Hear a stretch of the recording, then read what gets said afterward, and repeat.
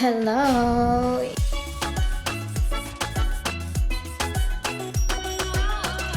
It's Friday at ayan yung aking kapatid. Nagluluto siya ng aming lunch or brunch. Siya yung naglinis dito sa kusina. Ako naman ang nagsaing. So ngayon, magsandok tayo ng kanin dahil kakain na kami. Fresh yung rice namin ngayon kasi hindi kami nagsaing kagabi. Yung kapatid ko mahilig sa bagong kanin. Actually, maaga akong gumising. Naglaba ako. I think tapos na yung load ko ngayon. Kailangan kong mag-load ulit ng labahan. Gusto ko sanang umalis ngayon kasi gusto kong humanap ng Tish Life, diba? Gusto kong bumili ng pang-decor ko dito sa bahay. Kaso, wala akong sasakyan. Ginamit ni Nico yung sasakyan. Hindi siya nag-bike. Hindi siya nag-bike today kasi ang dami niyang dalang sausages for work. So, ayun, wala kaming chance. Gusto sana ng kapatid kong mag-shopping. Gusto ko din sana mang-grocery. From today, after sa work din Nico, until Sunday, wala siya dito kasi bakasyon siya kasama yung mga best friends niya. So, ayun. Wala. Ayokong mag-commute kasi. Ito yung niluto ng aking kapatid. Pansit canton, o, diba? Isang bandihado. Tag-iisa kami ng itlog and then ito is fish cake. Ewan ko kung kumakain ba siya nito. Tingnan niyo yung itlog. Mga unta. Wala akong work ngayon. Si GM may work yun siya. Hard-boiled egg, magyupo din. Ano? Hindi itong lata pa. Hindi ka ganato at magtubig pa. Ginahan ko. Yeah, mas ginahan ko kuwan. Kanang luto din kayo.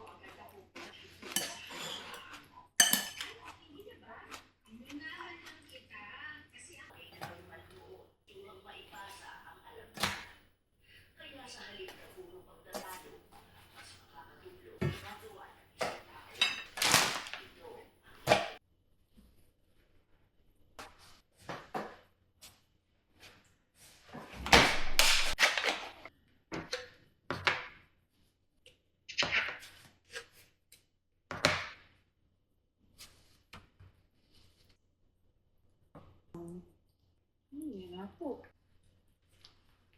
Okay.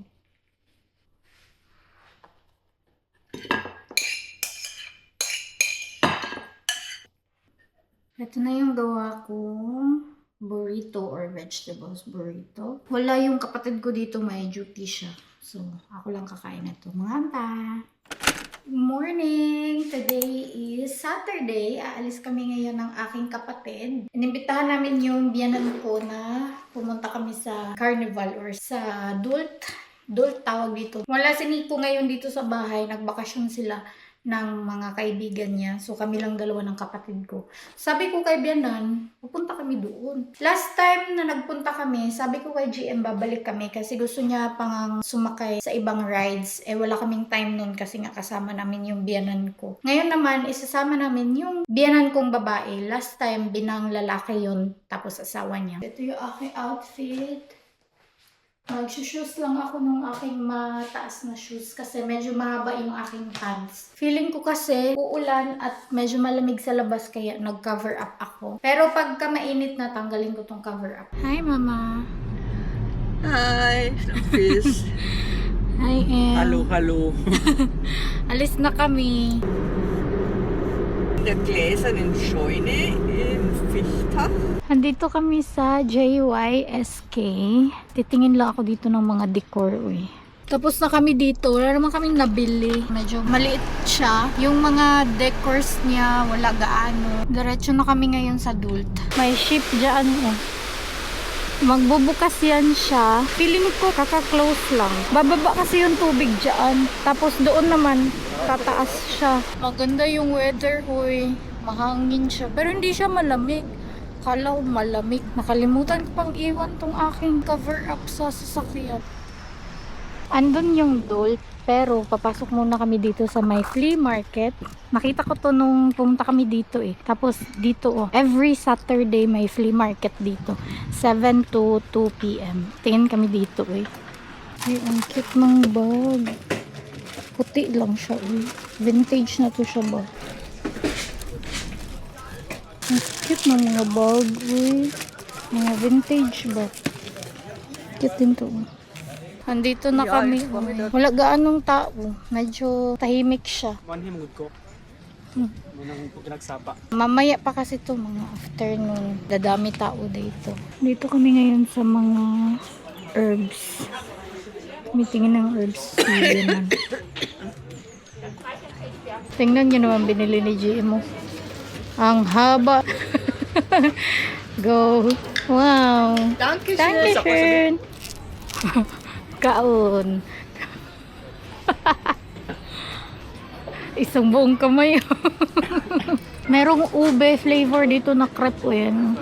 Crepe type. Magta-try si mama ng ube flavor. Tapos na kami doon, uy.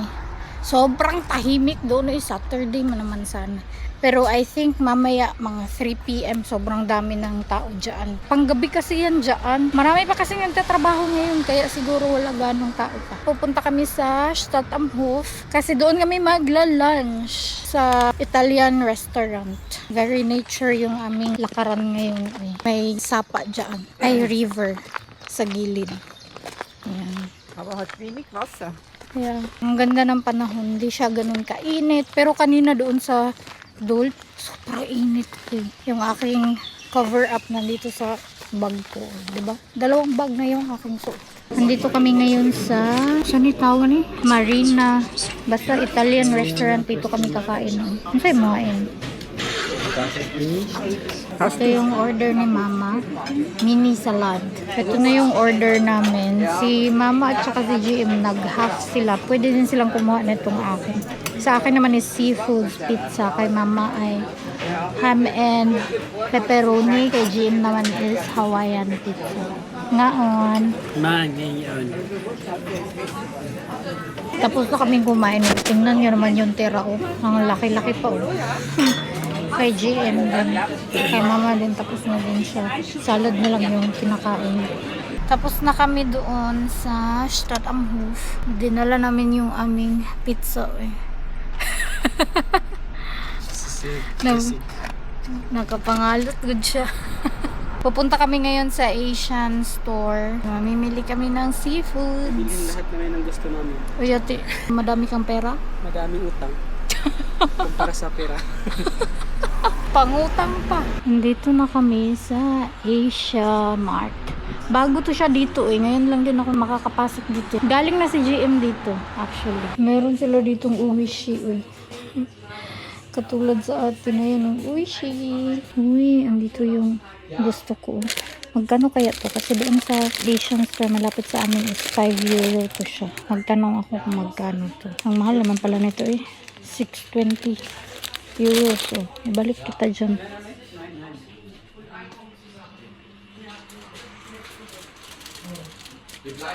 So, maglit kami dito sa may Polnish store. May bibilhin si mama. Nadadaanan lang kasi din ito. Dito kami ngayon sa Polish restaurant. Store, uy, pako lang ko. Nandito na kami sa bahay at ang nabili lang namin doon is crabs. Si Jim, nagpumilit na to eh. Ang liliit naman ng crabs. Tapos, bumili ako ng mackerel. Masarap kasi yung ano guys, kasag. Tapos, prawns. Sobrang lalaki niyo as in. Milo. Hindi mo maka ng butter shrimp. Yan. Lamin. Nakabuka tayo butter. Kanya ko, antik na dagkanak sa bauti. Nya, gawin mo tayo butter. Oh, very good kita. Indot kita na milat kita eh. Ha? Indot kita na malit. Yeah. Nagplano na mag-butter shrimp pero ang pinaka main ingredients wala. So, next time na lang kami mag-butter shrimp. Pwede man ka mo palit og butter karon. Pag-short yun. Mag-bite ka. Mag-video okay kami. Nga, unta. Ngayon guys.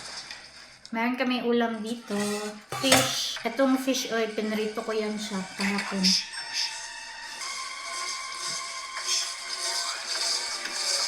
Good morning! It's Sunday na at nag-ready ako nitong aking fried chicken. Mag-fried chicken kami ngayon ni GM. Nagpapainit na din ako dito ng oil. Munti ko na naman makalimutang mag-vlog. Kinote ko lang to ng crispy fry na maanghang. So, ay, giyate. Ako ang taanaan sa kong kamutang oil ba? Anong tanak ko sa kong kamutang? Oh, shit. Check natin kung mainit na ba siya. Medyo mainit naman na. Lagyan na natin ang chicken. Chicken?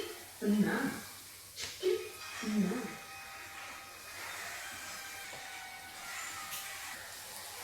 Meron akong tira dito powder. Hindi natin yan siya itatapon. Gagawin natin yan siyang gravy sauce. Lipat lang natin to siya sa maliit na bowl. Tapos lagyan natin siya ng tubig. Para hindi siya magbuo-buo, kailangan mo na siyang tunawin sa tubig, saka mo siya ilagay sa saucepan. Na-try ko na kasi na ilagay muna yung tubig sa saucepan, tapos yung crispy fry, nagbuo-buo siya kahit na hinahalo mo siya. Sayang kasi pag itapon mo yung natirang crispy fry. So, gawin mo na lang siyang gravy. Masarap na kasi yung timpla nito. Kasi nga, suga na rin pangilog eh.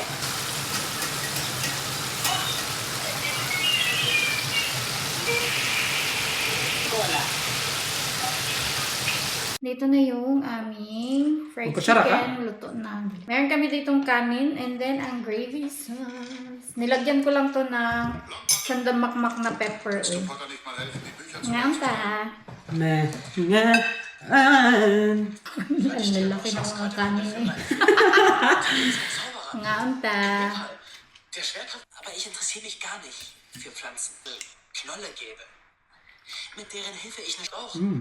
Super halang. Super sarap. Sabi ka lang ang sauce eh. Wahrscheinlich. Sobrang juicy niya sa loob. Von Süßwasser und Salzwasser betrifft, damit man studiert. Pero nakakamiss yung fried chicken sa kaliba. No? Ang pagkinsihan. Uy, kainit ba?